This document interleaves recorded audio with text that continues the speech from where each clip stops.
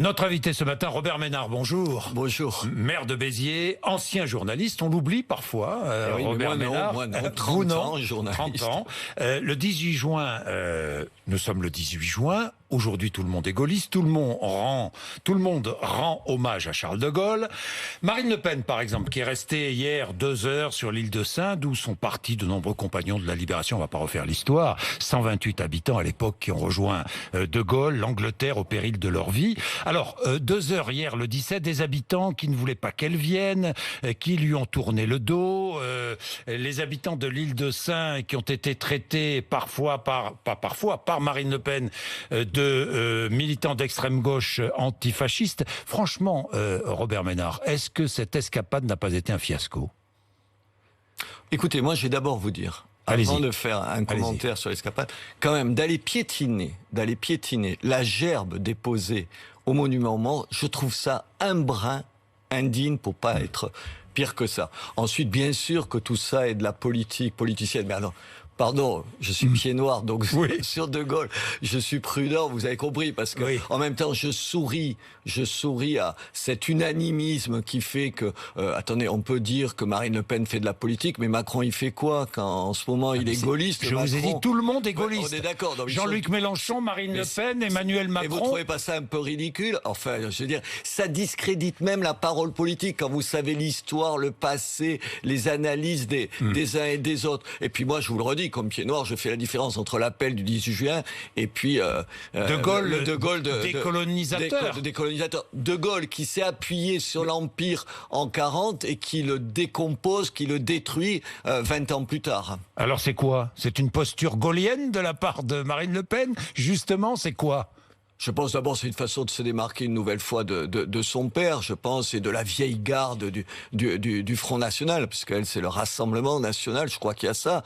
Et puis évidemment qu'il y a des calculs, il y a aujourd'hui, si t'es pas gaulien, gaulliste, je sais pas comment il faut dire, tu parais comme une espèce de bizarreté, je crois que c'est ça. Alors on peut en sourire, mais de là à s'en prendre à elle comme ça, honnêtement, je trouve que c'est pas bien. Puis ça dit du débat politique, des choses qui commencent par finir à être désagréable. C'est un coup politique qu'elle a voulu faire. C'est ironie de l'histoire, disait Robert Badinter dans cet avou hier soir. Ironie de l'histoire. Attendez.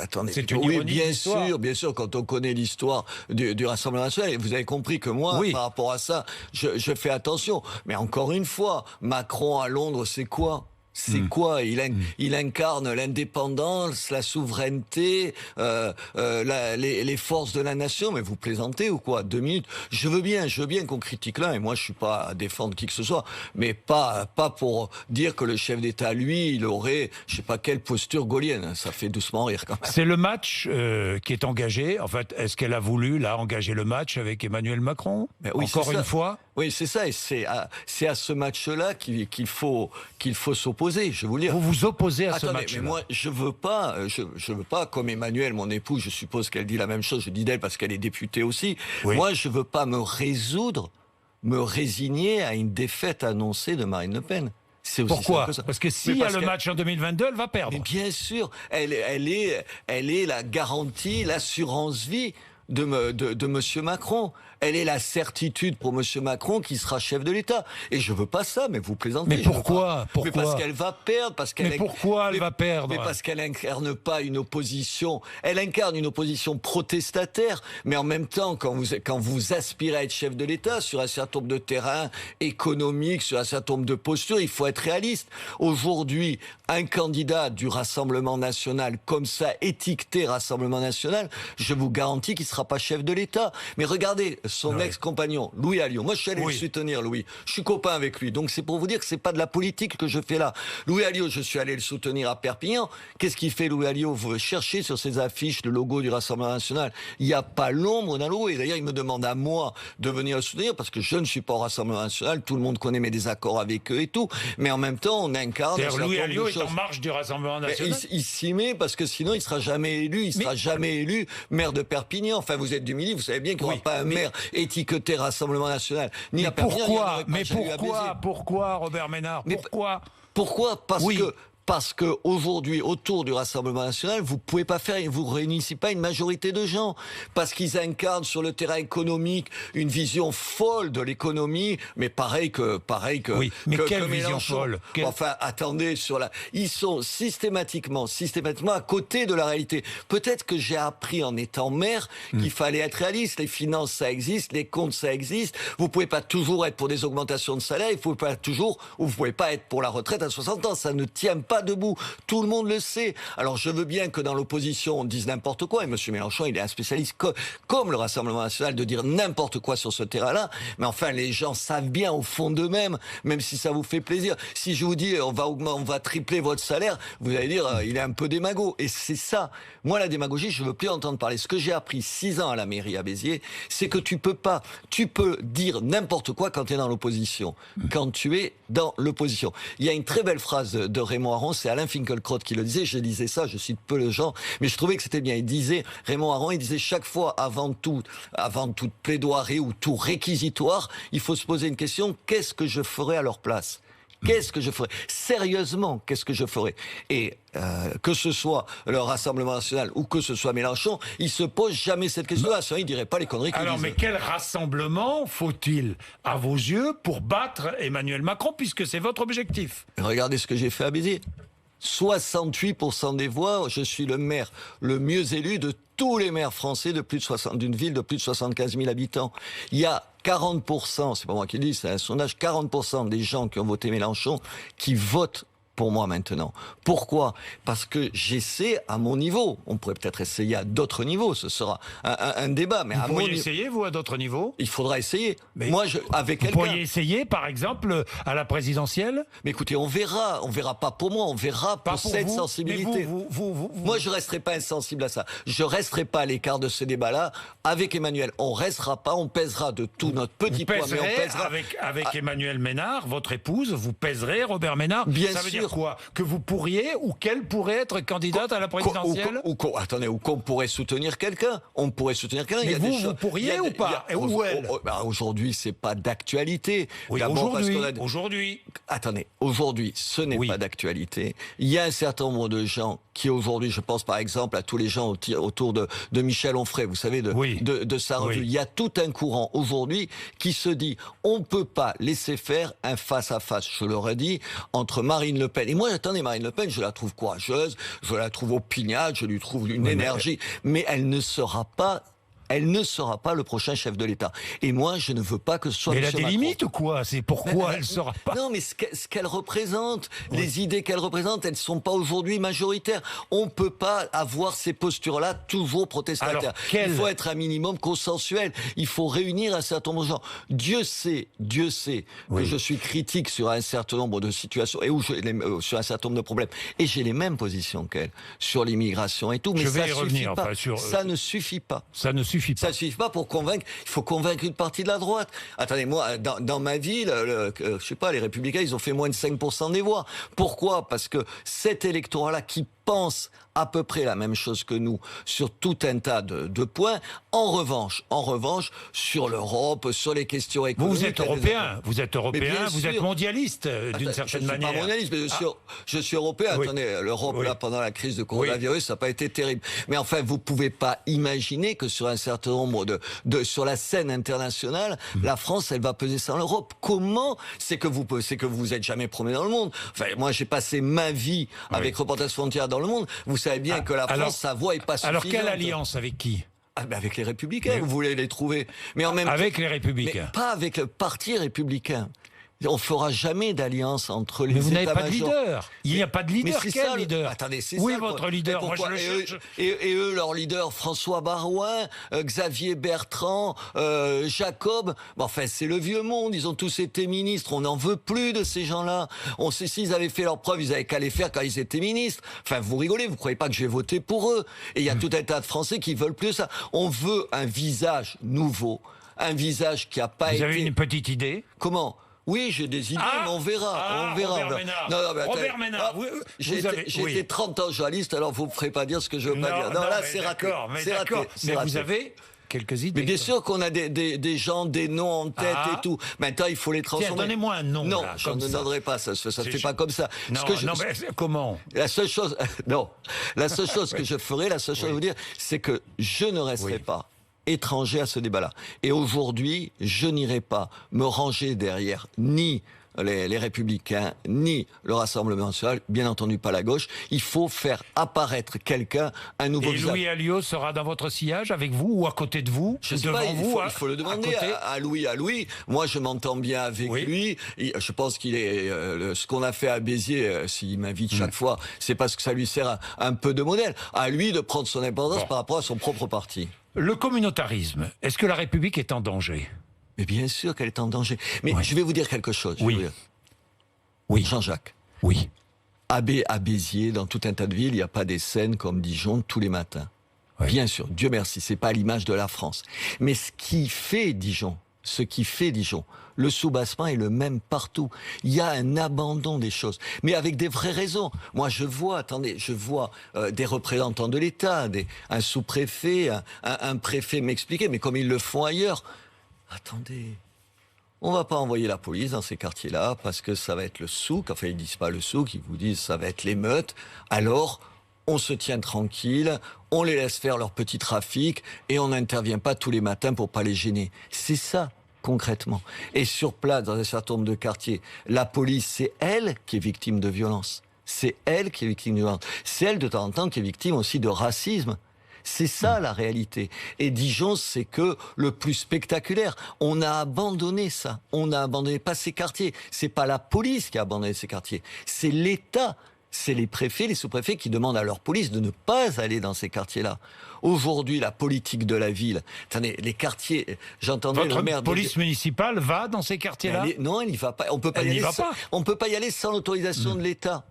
Et vous avez bien entendu, on ne peut pas y aller sans l'autorisation du préfet ou du sous-préfet.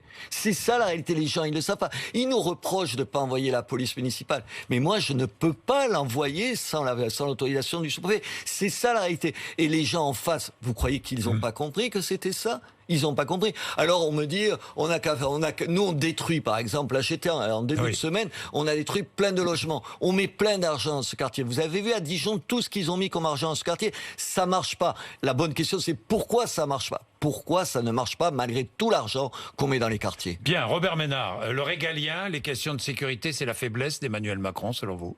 C'est surtout d'abord la faiblesse d'un type qui s'appelle Castaner. Enfin, vous entendez ? Vous avez vu ? Et garder Castaner dans son gouvernement. Vous avez même dit Castaner peut même se coucher entièrement, il sera dans son état normal. Attendez, le type, il est Attendez, pardon, le mec est ministre de l'Intérieur. Et il dit, ça me gênerait pas de me mettre à genoux, mais de mettre à genoux, un genou à terre devant qui ? Devant qui ? On n'est pas aux États-Unis. On renvoie pas Martin Luther King. C'est un geste de soumission. Aujourd'hui, vous avez vu, vous les avez diffusés. Aux États-Unis, ce sont des gestes de soumission. Mais bien sûr, aujourd'hui, c'est devenu un geste de soumission. Si je vous demande de vous mettre à genoux, comme on l'a vu en France, je ne me mets jamais à genoux. Moi non plus, que devant le bon Dieu, c'est tout. Quand on demande à des gens de mettre un genou à terre, à des policiers de mettre un genou à terre, parce que pour demander pardon à quoi ? Vous êtes responsable, vous, de la colonisation, c'est votre histoire. Bien sûr que non, la France, elle n'est pas réductible à ça. La France, elle n'est pas réductible à ça. Je trouve ça scandaleux. Et ce ministre, il me sort par les yeux, honnêtement. Il me sort par les yeux. Je le trouve absolument d'un grotesque incroyable. Aujourd'hui, il a bien senti qu'il faisait une connerie. Moi, je suis allé soutenir au commissariat à Béziers la police qui était outrée de ses positions. Maintenant, il change son fusil d'épaule. Il est plus crédible.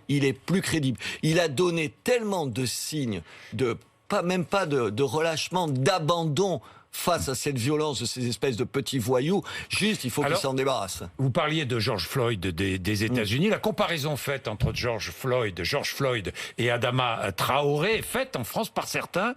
C'est inacceptable, c'est stupide. C'est ce que dit Manuel Valls. Vous êtes d'accord avec lui ? Bien sûr qu'il a raison. Ça n'a rien à voir. L'histoire des États-Unis et l'histoire française, elles ont rien à voir. Et l'idée de l'existence d'un privilège blanc ? Enfin, mais vous voyez, vous n'avez pas remarqué, enfin, je suppose que, oui, vous l'avez remarqué, c'est des gens qui sont obsédés par la race. Vous parlez, vous, de la race tous les matins en vous réveillant ? Non. Vous jugez que les gens sur la couleur de leur peau? Non.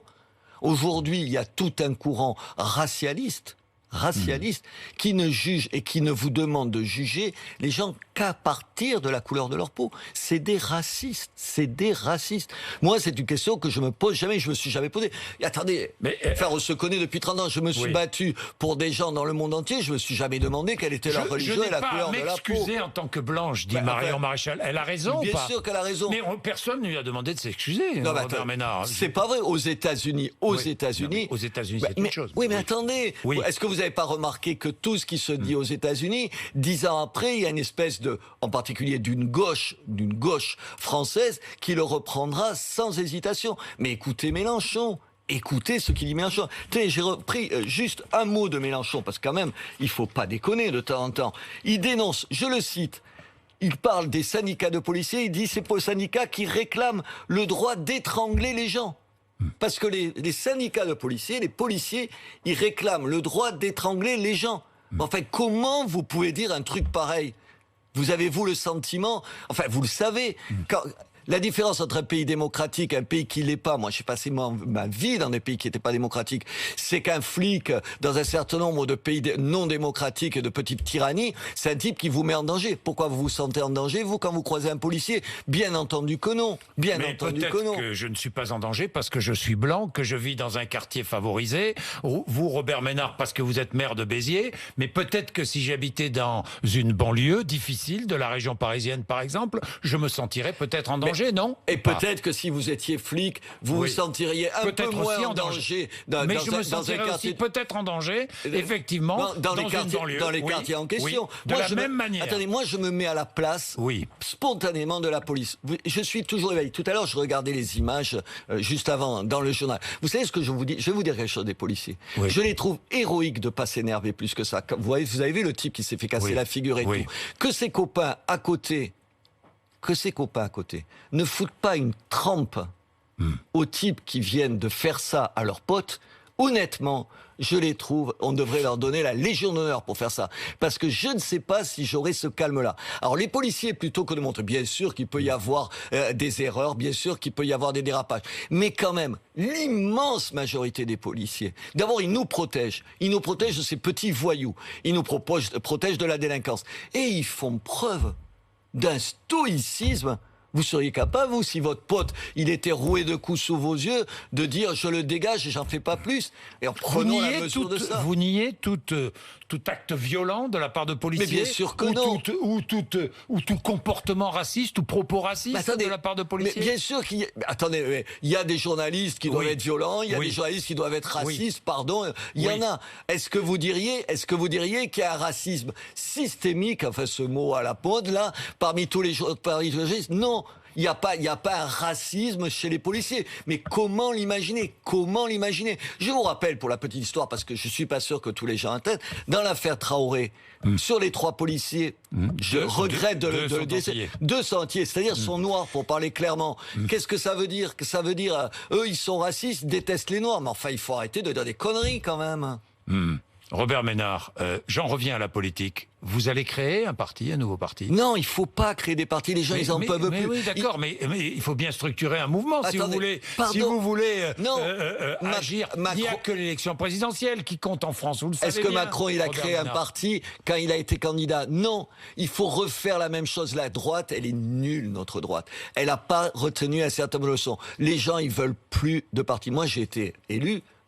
Vous êtes un homme de gauche, vous, Robert Ménard? Oui. Et alors? Devenu... Ah non, mais je sais. Devenu quoi? C'est pas un reproche. Non, mais devenu un homme de droite. Ça veut dire quoi? Ça veut dire que sur un certain nombre de points, on peut se retrouver d'accord. Pardon, moi, il y a un certain nombre de choses qui me donnent envie de pleurer et de vomir le matin. Quand je sais dans ma vie le malheur d'un certain nombre de gens, ce malheur, vous savez, de droite, de gauche, blanc, noir, d'origine maghrébine, ou peu importe. Je m'en contrefous. Il y a des gens modestes et pauvres dans votre ville, comme ailleurs en France. Et il y a sur ma liste des gens qui viennent de tous les pays, de tout un tas de pays, de tout un tas de couleurs, et je m'en inquiète pas. La seule chose, c'est moi qui les ai choisis en plus, la seule chose que je veux, c'est qu'on se retrouve pour changer ce pays. Or, aujourd'hui, la classe politique et les partis politiques parti politique, c'est le premier empêchement de cette évolution, de cette révolution, je dirais même. Les partis politiques, il faut s'en débarrasser. Il faut qu'enfin, on imagine qu'on puisse réunir un certain nombre de gens autour d'une figure d'un homme ou d'une femme qui soit capable de réunir ces gens-là. Au-delà des partis politiques, on fera rien avec eux. Ils nous plomberont et on perdra. Bien, merci Robert Ménard d'être venu nous voir ce matin. Il est 8h54. Vous êtes sur RMC et BFM TV.